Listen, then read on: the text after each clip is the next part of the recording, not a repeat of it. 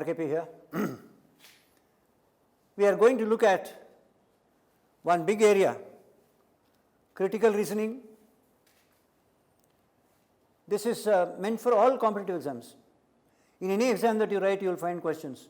It could be the CLAT, it could be the bank POs, it could be any exam which leads you to a very, responsible position in an organization.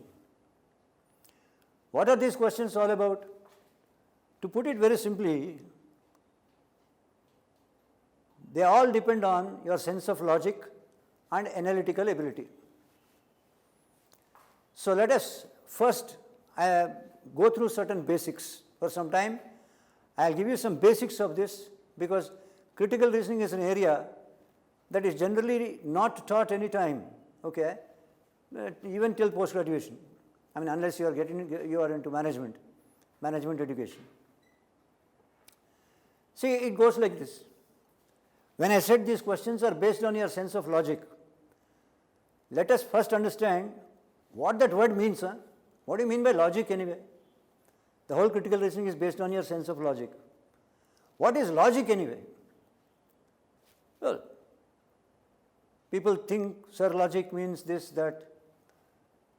To put it in open terms, logic is just common sense, organized common sense. Now you may get a doubt, sir, do we require a class on common sense? Basics that too? Don't we have basics of common sense? You might ask me. See, beta, the problem is, what is sense or sensible to one person will not be sense to another person. What I find sensible, another person may not find it sensible. What he finds sensible, I may not find it sensible. These are life situations basically. Okay, they are put into the form of an argument and whatever, right? Situations, that's it, they are situations, right? Based on which you get certain types of questions.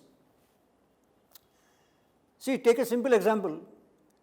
If I see a young man passing a comment or a remark on a passing girl, I find it insensible, impractical, foolish. If I call the young man back and ask him, beta, you said something to her, she just gave you a dirty look. She looked at you as if you are some kind of insect which has just come out of cow dung. She gave you a nasty look, turned her head and walked away. What did you get out of it? What sense is there? What did you get out of it? If I ask him, the young man does not have any practical answer to give me. He only says, come on, sir, you have grown old. You don't understand. What he doesn't understand is, I have grown old. I was not born old. Which means, sometime long ago, I also went through his age. I also would have done the same dirty things. What does he know? What all I have done? Please understand this. What I am trying to get at is, as you grow in age, your experience of life would also grow with you. With this growth, your maturity of thinking also grows with you. You start looking at life from different points of view, right? The way in which you look at life would keep changing, depending on your age, your experiences, and so on. It is that maturity of thought, your practical thinking, that will be tested by questions on critical reasoning. Please understand this, right? It's just practical thinking, But since this is a topic in the exams, there is a little science that goes behind this. When I say science, please don't misunderstand. There is a peculiar definition of science. Science is just organized common sense made to sound uncommon. Yep, right. Yeah, if I am thirsty, I would ask for a glass of water. I won't ask for H2O. That analysis that it is 2 molecules of hydrogen and 1 molecule of oxygen is absolute science. That's a different story. Science is just knowledge, right? That's why we say life science, the science of life. Yeah, okay, knowledge. Anyway, See, if you want to be good at critical reasoning, basically, your mind should be conditioned towards a few things. That means you should develop a mindset. Okay? There are certain basic requirements which you should get used to. See, what happens in this type of questions? You are given a small paragraph. In layman's language, we call that argument. Well, in managerial jargon, we call it stimulus, because it is supposed to stimulate you into thinking. It's okay. Whatever you call that, that given argument gives you some information, based on which there is a question and 4 or 5 options. Right? To become good at this, please remember, there are 3 basic requirements. Kindly condition your mind towards these 3. What are they? Number 1, precision thinking. Precision thinking. Precision. Precision thinking. Like I said, the argument gives you some information. Your mind should be restricted to what the argument says. Please understand this. Your mind should not drift away from the information given in the argument. See, please understand, the human mind works in 2 ways. Number 1, thinking. Number 2, imagining. Generally, when you are young, it will be imagination which will be very active, not thinking. Your mind runs away. The human mind is like a wild, drunken horse. Why, you know? The more you try to control that, the faster it will run away. You may say, come on, sir, why should I think too much? I don't think basically. Why should I think too much anyway? You may say this. I will give you a simple example about how the mind runs away. Supposing I say, my neighbor's second wife is beautiful. Yep. I am giving you a simple example. Kindly understand this. My neighbor's second wife is beautiful.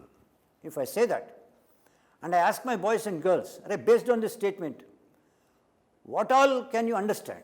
Come on, tell me. But one fellow says, sir, first wife is not beautiful. Sir, another fellow says, sir, first wife is dead. Oh.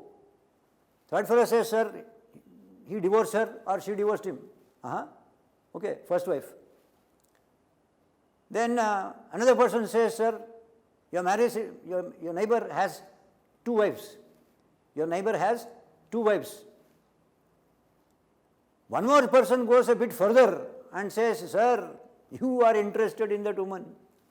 You are going after her. Please understand, these are all imagination.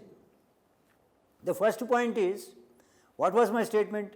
My neighbor's second wife is beautiful. Did I mention the first wife at all? I did not. Then why were you thinking about her? Whether she is more beautiful, not beautiful, whatever, we have no information about the first wife. Whether she is still there with him or not, we don't know. Okay? We don't know whether he has 2 wives in the present tense or not. Maybe the first one left him, maybe she died, maybe she kicked him out or he kicked her out, it could be anything. Right? And we are also not sure that he has 2 wives in the present tense, right? We don't know. That's what it is. And one more thing is, sir, he married maybe twice or more than twice. Some people say this. There's a slight modification to that statement. The last fellow who said, look boss, you are going after her, right? That's also imagination. See, it is very simple. When we see something or someone beautiful, we appreciate the beauty. That does not mean we have some intentions about that. Definitely not. Okay? Now, based on that statement, you must understand only 2 things. Number 1, my neighbor got married minimum twice. Minimum. Why? Because I said second wife. He got married minimum twice. We don't know how many more times he got married, whether he has a collection of wives. We have no idea, right? He got married minimum twice, right? That minimum or at least should be there. Secondly, her beauty attracted my attention, yes, but God knows the intention. My intentions are not clear. This is called precision thinking. Your mind should be restricted to what the argument says. You don't apply your knowledge, your general knowledge or your imagination or something like that. No. This is first thing you must understand. See beta, the human mind has its own energy. It is that energy of the mind that keeps you fit and young. Youth is a state of mind. Okay? So, don't waste that energy thinking too much about things which don't require so much thought. Okay? Right? God willing, if you guys and girls can get into very responsible positions, you will have to think about 100 things every day. It's not only about the office. You have to manage your personal life, your family life, your social life. Well, there are so many things that will keep coming into your mind. So if your mind keeps drifting away into imagination, you will go crazy after some time. So think with absolute precision, right? When you do critical reasoning, your mind should be like a bird in a cage. That's it. Restricted to the argument. This is precision thinking, number one. Number two, accept the argument as it is. Whatever that fellow says in that paragraph, please accept it as a fact. Your job is simply to answer the question which is based on that information. That's it. Right? Your job is not to add some information which you think is more relevant and all that. No. Right? And accept it as it is. Whatever he says, please accept it. Kindly understand, when in the aptitude tests and all, you do syllogism, where you are given a couple of statements. All men are dogs. Some dogs are cats. Yeah? All men are dogs. Some dogs are cats. And then there is a question. You answer it based on, maybe a couple of Venn diagrams, whatever you do, and you answer that. But you are not supposed to question those statements. You cannot say, come on, sir, how can all men be dogs? This is a stupid question. How can all men be dogs? Huh? After all, you may have some reason also. You may say, come on, sir, how can we say all men are dogs? After all, dogs are faithful. Huh? Dogs are faithful? Yes? You ask me, what do you mean, sir? Show me one man, I say, one man in this world who would write a letter to his wife or to his girlfriend and sign it off, yours faithfully. Huh? Yours faithfully, huh? No way. You write all kinds of things in the world except faithful. Yeah? So, of course, when men don't write faithfully, young ladies should understand that men don't tell lies. If you write yours faithfully, that's a lie. So we don't tell lies. You may not say, you may say, come on, sir, this comparison, all men are dogs, this is an insult to the dog. It is, right? After all, dogs are faithful. You understand? So please understand this. Accept the argument as it is. Whatever he says, yes, boss. What is the question? You are interested in the question. That's it. But the third requirement is that you must have good language skills in English. Yes, you need to have good language skills in English. When I say language skill, I am not talking about your great knowledge of the vocabulary or whatever. Sentence structures, right? See, all the following are true except. That except makes a big difference, right? Okay, see, it is not unlikely that, if there is a sentence like this, it is not unlikely that two negatives, what will happen? It will become positive. It means that it is likely. It is likely. Likely, which means it is not sure, right? So these small words, slightly twisted sentences, reading the sentence properly with proper pause, this kind of thing is known as language skill. After all, it's common sense. Huh? The argument is in English, question is in English, options are in English, right? And two of the options will be pretty close many times. Just a slight difference in the sentence structure, right?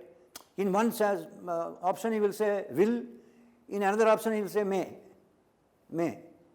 So depending on what the information is, whatever information is given there, is he sure that he is saying will, or is he just suggesting a possibility, may, right?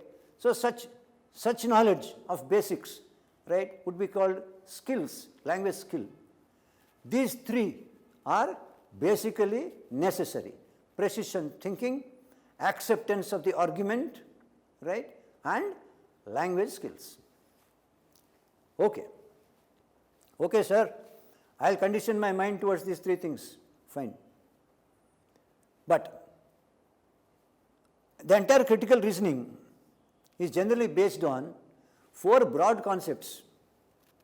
Broad concepts. These are terms that are actually used in critical reasoning. Be clear about what each term means, right? Because the questions will involve these terms. Just four of them. There's nothing great about this, just four of them, right? Number one, premise, P-R-E-M-I-S-E. P-R-E-M-I-S-E, premise.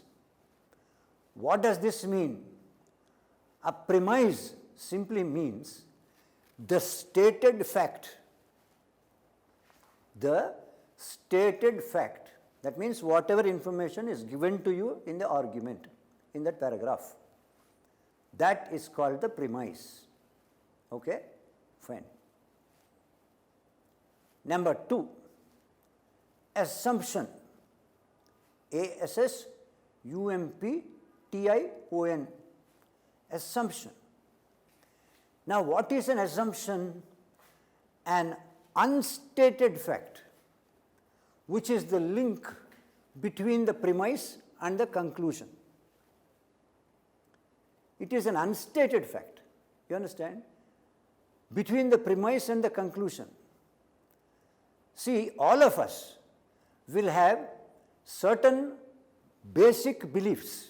They are called blanket beliefs, background ideas. All of us have certain basic beliefs. Based on that belief, we apply that belief to a person or something or a situation in front of us and arrive at an opinion about that person or about that situation.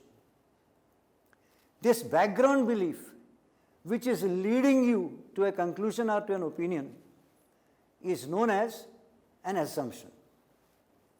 See, it is like this.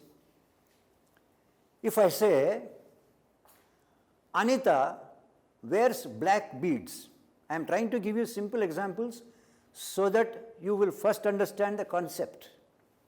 Anita wears black beads. You know what are beads? They wear them around the neck, right?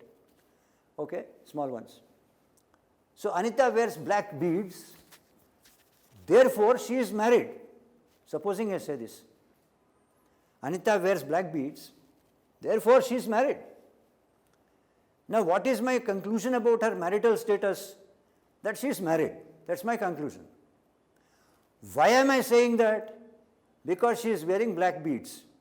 That is the premise, right? Available in front of you. She is wearing black beads.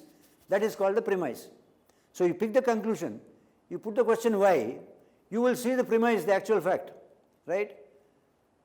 Which means I have some general belief based on which I am judging her marital status.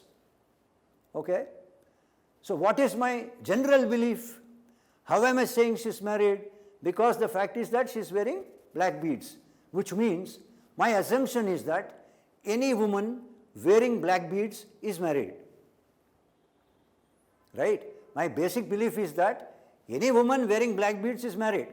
Then I saw Anita, right? Woman wearing black beads. So I am passing a judgment about her marital status. Which means, what is the vital importance of an assumption? If our assumptions are wrong, our conclusions also will be wrong. Right? We arrive at very hasty conclusions because our assumptions are equally hasty. Right? Sometimes our assumptions are wrong. Right? See, some people say, I saw him coming out of a bar. I saw him coming out of a bar. Therefore, he drinks. Yes? I saw him coming out of a bar. Therefore, he drinks. That means, what is your assumption? Anyone stepping out of a bar gets loaded, drinks. Right? Not necessarily. He might be the owner of the bar. He might be working in the bar. He might be supplying material to the bar. Or, simple as say, he might have gone along with his friends. Maybe he doesn't drink. He has just gone along with his friends. Maybe there was a party or something. He just went there along with his friends just to keep company. Just to keep company. Maybe he doesn't drink. Right? So, if your assumptions are wrong, your conclusions also will be wrong. See, but an assumption is something like the foundation of a building. Okay? It has to be strong. Otherwise, the entire building would fall. Yep. So, be very careful even in your daily lives. See, Naina, good knowledge of critical reasoning is not only managerial skills, it will make you a very mature, practical person who can handle different situations in life. In your daily lives also, if you develop this mindset, okay, you can handle situations, you can maintain good relations with people. That is an assumption, unstated fact, which is the link between the premise and the conclusion. The third one is an inference. An inference. What is an inference? An inference is something that the speaker or the writer is trying to say. He is indirectly conveying something to you. Right?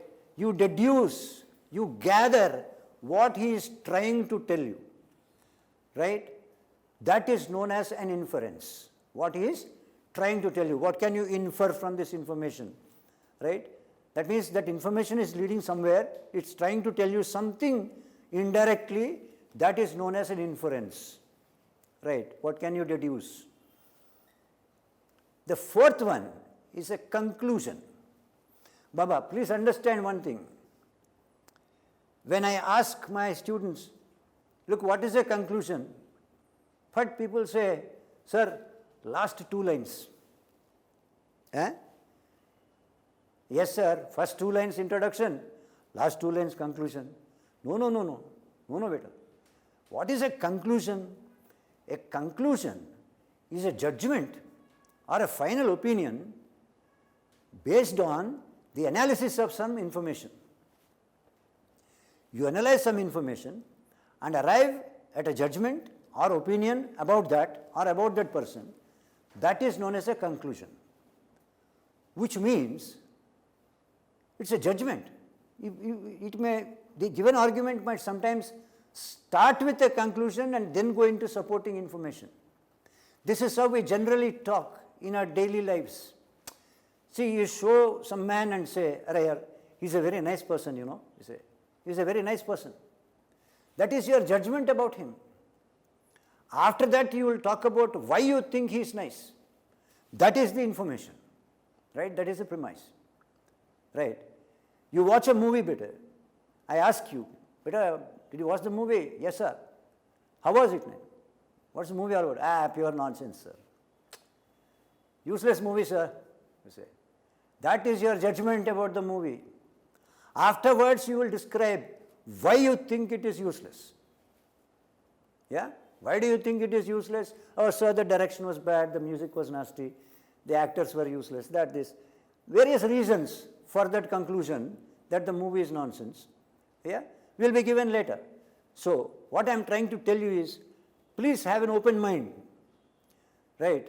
Don't just have a fixation that last 2 lines should be conclusion. Right? Sometimes the argument might start with a conclusion, it may end with a conclusion. Sometimes if the paper setter is, very kind-hearted, right? Conclusions start with words like therefore, so, hence, this kind of thing. Information is given and then he says, therefore, Okay, it's easy to locate, but many times it's not like that at higher level exams. Conclusion can exist anywhere. Okay. These are the 4 concepts. You understand? The premise, the assumption, the inference, and the conclusion. Okay? Fine. All right, sir, some 4 concepts, mindset. Okay. Let us talk about certain types of questions that can be given and how to handle each question. I will try to give you some simpler methods. Kindly keep them in your mind. First one, first type of question, find the assumption. What is the assumption of the writer? Straight. Right? Find the assumption. How to find an assumption? Think about the Anita example. Now I will tell you stepwise. When you are asked to find the assumption, first thing is locate the conclusion. Yeah? Where is the conclusion? What is the conclusion there in the given paragraph? Locate the conclusion. Next, put the question why to the conclusion. Why is this fellow coming to this judgment? The answer you see, you find in the argument to this question why. When you put the question why, in the argument something responds to you. This is why he is saying that. Right? That is called the premise. Okay? Locate the conclusion, put the question why. The answer you see openly in the argument to this question why will be the premise, the stated fact. Therefore, she is married, conclusion. Why am I saying she is married? She is wearing black beads. That is the premise. Right? After that, the background idea, the general idea, connecting the premise with the conclusion will be the assumption. What is my general idea? Any woman wearing black beads is married. Right? Based on that idea, I am coming to a judgment about her marital status.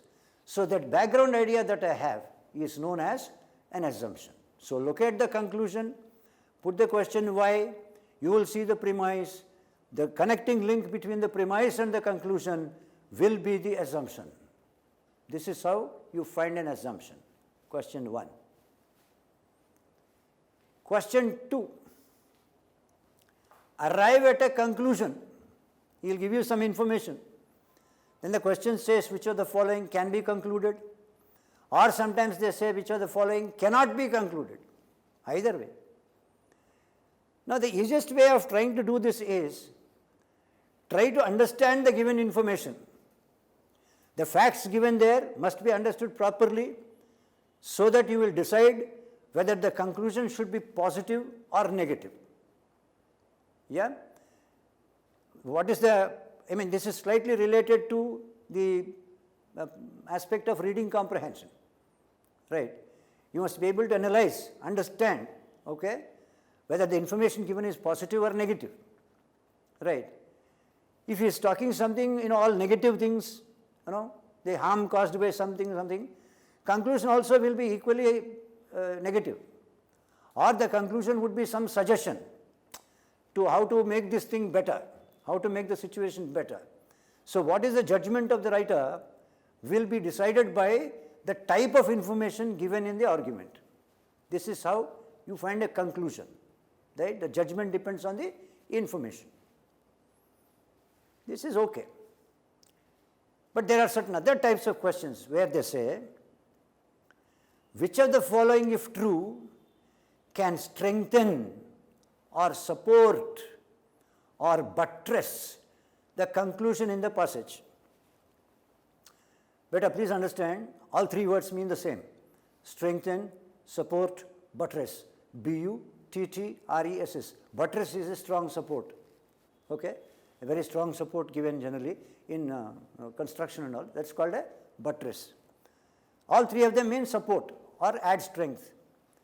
What does this mean? He is asking you to strengthen the conclusion in the argument. Read the question carefully. Always when you do critical reasoning, first read the question carefully. Decide whether you have understood the question or not. Then only go. to answer it. So, which of the following can strengthen the conclusion? Which means it is implied that somewhere in the argument there is a conclusion. There is a conclusion already. He is asking you to support that conclusion. He is asking you to support that. So, what should you do?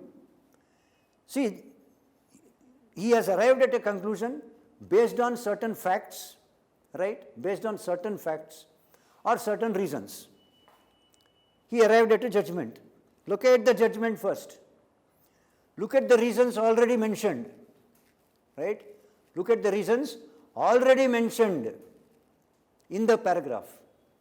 All you have to do, if I want to make it very simple, all you have to do is add from the options, pick out one more extra relevant reason or factor which will lead to the same conclusion that he has arrived.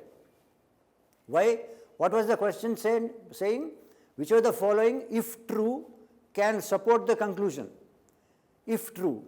That means, you pick out some option in case this also is true, the conclusion that the writer has arrived at will become very strong.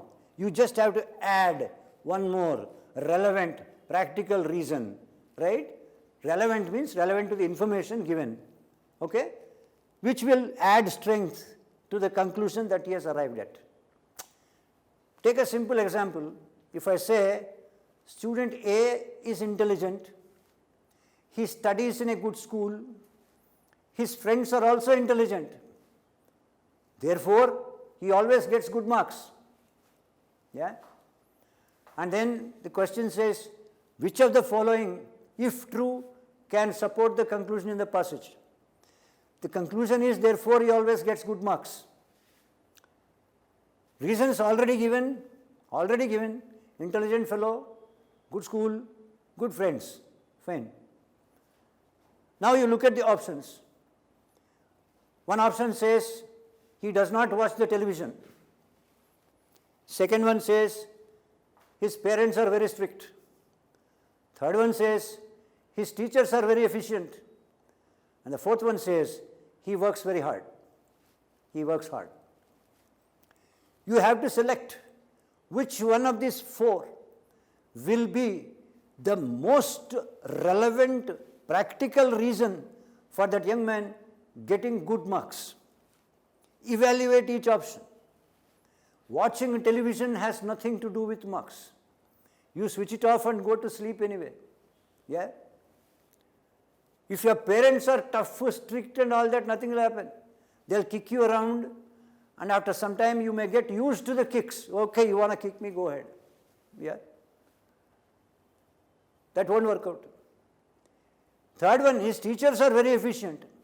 See, if the teachers are very efficient, why should the student get good marks? Think about it practically.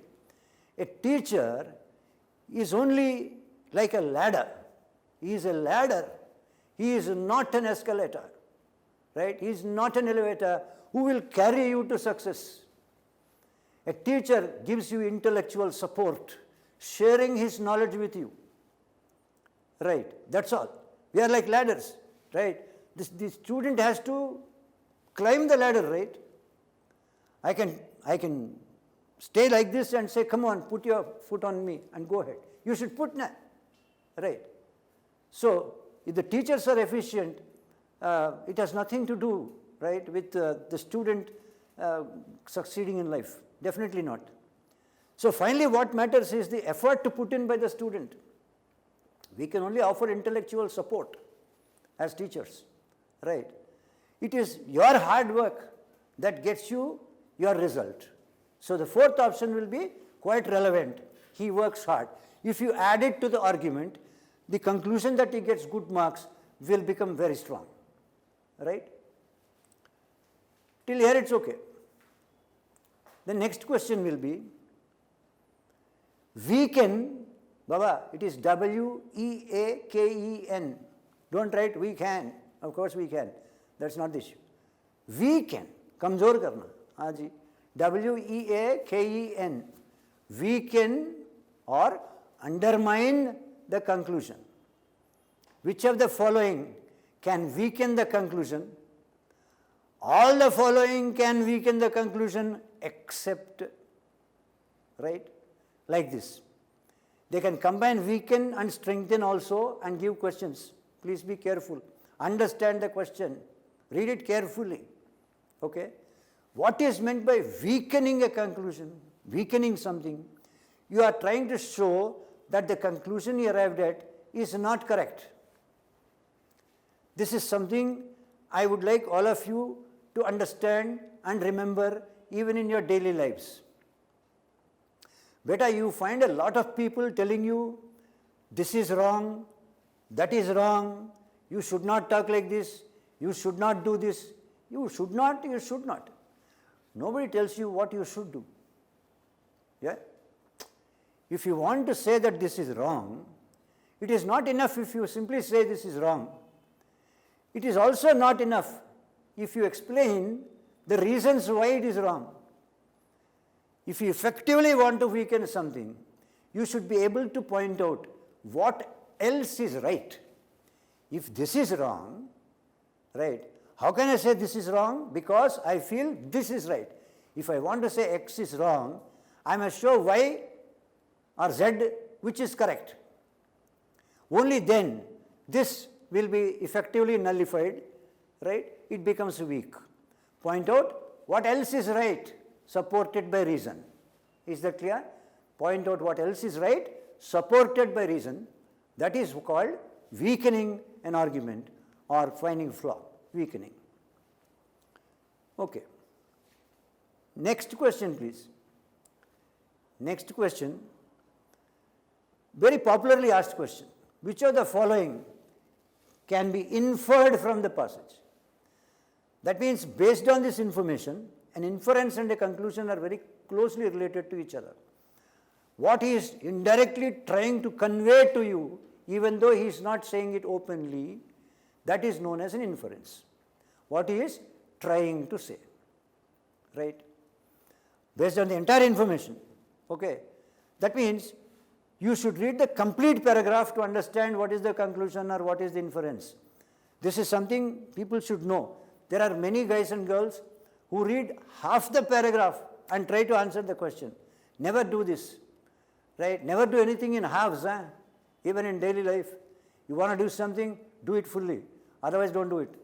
It's as simple as that. It's like watching a movie till the interval and trying to come to a judgment about the movie. It is not correct. Watch the movie fully. Sometimes the first half may be stupid, but the second half is excellent, wonderful. Sometimes the first half might be wonderful, second half might be stupid. Could be anything, right? So you watch the entire movie and then only come to a judgment. The same is the case here. Please read the given argument completely, carefully, and then only try to answer questions. Here also I must tell you, if there are 5 or 6 questions on critical reasoning, my sincere advice is, if you are not able to understand a particular passage, a paragraph, or a particular question properly, or you are getting confused totally between 2 options, please leave the question. Please leave the question. There are many people, many young guys and girls who have got this weakness. No, sir, I started reading, so I must answer. See, when you know that you are not in a position to understand, why should you hang around with that question? Leave it. Maybe the next 2 questions are very easy. They all carry equal marks. In any competitive exam, it is accuracy that matters, right? Because you can minimize negative marking. When you minimize negative marking, you will get a decent score. A decent score will lead you to a decent rank or percentile, right? Please understand this, right? See, a 100 percentile is not 100 percentage, right? Please understand this, right? It's accuracy levels that matter actually, right? So please remember this, okay? Then that is called, finding an inference. Next question, please. Right, I'm just going to give you a brief idea about these things, and after some time, we will solve a few questions. Now, the next question. This is called problem solving or course of action. We have seen some questions, but here it is slightly different. See, the given argument describes a problem. Yeah? It could be a problematic situation, maybe something about a strike of workers in a company, or some problems in a person's life. It could be anything. It's a small description of a problem, right? Like a paragraph. Nice story-like thing. And then the question says, which of the following can be an appropriate solution to this situation? Or which of the following can be an appropriate course of action to handle this problem? Whatever here. This is the problem. What can be the solution? All right? Now, if you want to solve a problem, how do we go about? Take any situation later, any situation. You have a stomachache. That's your problem. You go to a doctor seeking a solution. Doctor, I am suffering from stomachache. The doctor will not prescribe a medicine straight away. Oh, stomachache, go have a Baralgan or something.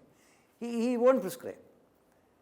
He will say, okay, sit down, and then he will ask you so many questions. Which side of the stomach do you have the ache? What did you eat last night? Did you vomit also? Do you often get these aches? This, that. He asks you so many questions. Sometimes he prescribes a test also. Why is he doing all this? He wants to arrive at the cause of the ache, the basic cause of the stomachache. Okay. Once he identifies the cause, then he will be in a position to prescribe the exact medicine which will crack that cause. Okay. Randomly they won't give you medicines. That's why people tell you, don't go to a medical shop simply and say, look, stomachache, give me some medicine. That will give you something. It might have an adverse reaction and your problem might become serious also. So you go to the doctor. The doctor tries to find the cause. In their language, in medical language, they call this diagnosis. Generally in management, we call this analysis. That's all. Right? So please understand this. If you want to know how to solve a problem, you should attack why. Why? Simple number. If any of my students, if a young man comes to me and says, sir, I am feeling dull and depressed.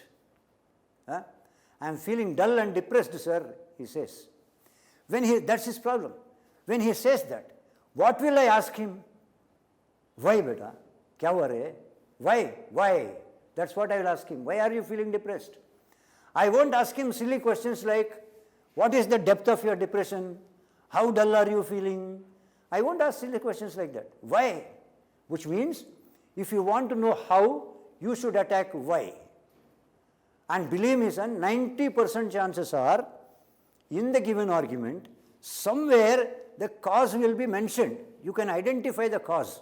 If you analyze the argument carefully, you can identify the cause. Oh, this is why. Somewhere a small hint will be there. Right? This is why this problem happened. Once you identify the cause from the options, pick out a solution or a course of action which will crack that cause. All the other description is just an icing on the cake. That's all. Okay. Like you see, the workers have gone on strike. They are throwing stones at the buses. They are burning the factory property. They are doing this. They are doing that. Their slogan is that they would like to have more bonus. Right? And that's it. That's enough for you. What is the cause now? Why are the workers on strike? Why are they doing all this? They want more bonus. So to handle this situation, what should be done? The senior management, maybe you can suggest things like this. Call the trade union leaders for a meeting, have discussions with them, right? Try to arrive at some kind of compromise. This kind of solution to nullify the problem. So a problem can be solved by attacking why, the reason, the cause behind the problem. Please understand this. These are ways of simplifying slightly critical reasoning. Most guys look at the paragraph and they get scared. This is one more thing I want you to understand. If the given paragraph is slightly longer, don't get worried. Please understand. I always say this, sizes don't matter in this world. Sizes don't matter. You understand? If you want to kill a man, you don't require a hammer or anything here. One small pin is enough. Pin, that's enough. Sizes don't matter. One pin is enough. You should only know where to poke. Where to poke. Right? That fella will die. Please understand this. Right? See, you look at a cow, such a big animal. You say, hey, it will go away, poor thing. Whereas, you look at a black scorpion, small scorpion, bichu, small scorpion. It can show you hell depending on where it stings you, where it bites you. You understand? So sizes don't matter. Don't look at the size of the paragraph and run away.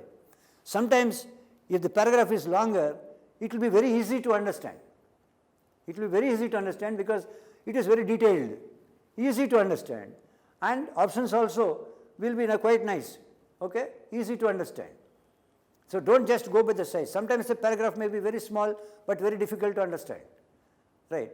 Please read every question. This is something all of you should remember, not only in English or not only critical reasoning, not only anything, in your quant, your DI, whatever. Please read every question. Don't leave any question without reading it. Every question deserves a reading, number one.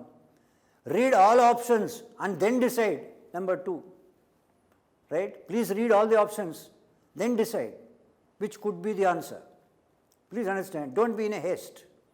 See, being fast in life is good, but being hasty, that means being fast without proper thought, is always bad. Okay? So kindly understand, this is called problem solving. I will just put you on to one more question, right? After which you can take a shot off, then we start, on certain examples.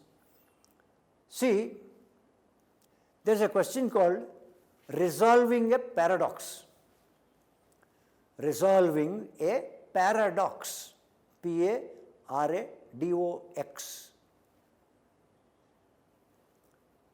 The question here says, which of the following can be an explanation to this situation? Or directly, which of the following can resolve this paradox? First, please understand what is meant by paradox. A paradox, in simple terms, means an unexpected twist or unexpected turn of events. See, life is a bundle of paradoxes, they say. Naturally. If everything expected happens in life, life is not a learning experience, right? Life will be boring also. There will be unexpected happenings in life, but even though it is unexpected, there is some reason behind it. Everything in this world has a reason behind it, okay? So even a paradox, an unexpected twist also will have a reason. So what is meant by resolving a paradox? From the options, you must pick out a very practical explanation for the unexpected twist of events presented in the argument or in the paragraph. For example, the paragraph goes like this. Student A is an intelligent boy. He is known for his hard work. He always got 90% plus in every monthly test conducted in the school. But he failed in the final exam. This is the argument. What is the paradox here? Unexpected twist. Such a hard-working fellow, brilliant boy, consistently 90% plus. The twist is that he failed in the final exam. And the question says, which of the following can be an explanation for this paradox? That means, like I said, from the options, you must pick out a very practical reason for his failure. हाँ भाई, he failed. That is the premise. He failed. That's what the argument says. You accept it first thing. You shouldn't say, sir, come on, how can a 90% plus fellow fail? The argument says he failed. Yes, he failed. You give an explanation why he failed, why he might have failed. You understand? What could be the reason for his failure? Okay? What is there? Maybe on the day of the exam, he got shocking news that his best friend died in an accident. Just before the examination, he got that shocking news. After all, his best friend, you see. He was mentally and emotionally upset. So he could not write well, he failed. That's it. Give a very practical explanation. For anything that happens in life, there is a reason. Whether it is expected, unexpected, whatever. For everything, it's cause and effect. There will be reason. You understand? So please remember, these are certain types of questions. But one important thing you must remember is, you must go by what the information is given in the argument. Okay? Keep your mind calm. All right. Okay? Try to understand every option carefully. Read every word carefully. Now, when I say every word, I don't mean he will go there like this. No, no, no. I mean, when you read as a flow also, keep your mind in what you are reading. That's all. No diversions, please. Okay? So, keep your mind in what you are reading. Answer as many questions as you can, and if you feel that, look, I cannot handle this question, kindly leave it. Is that clear?